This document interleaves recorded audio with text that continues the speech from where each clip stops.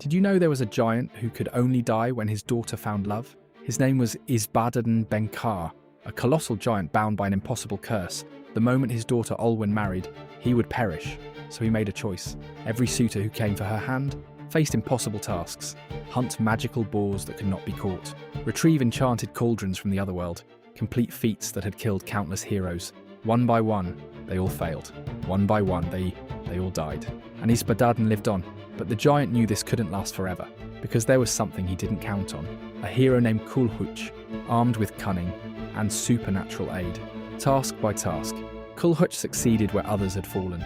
The magical boar captured. The enchanted cauldron retrieved. Every impossible feat completed. And as Olwen walked toward her wedding, Isbadaden felt his life slipping away. Because in Welsh legend, even giants cannot escape their fate. The curse that protected him had become the very thing that would destroy him.